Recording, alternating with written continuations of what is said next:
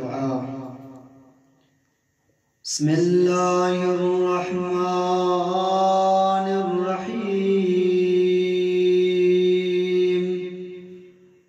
اللهم ارزقني فيه الذهن والتنبيه، وباعدني فيه من السفاهة والتمويه، واجعل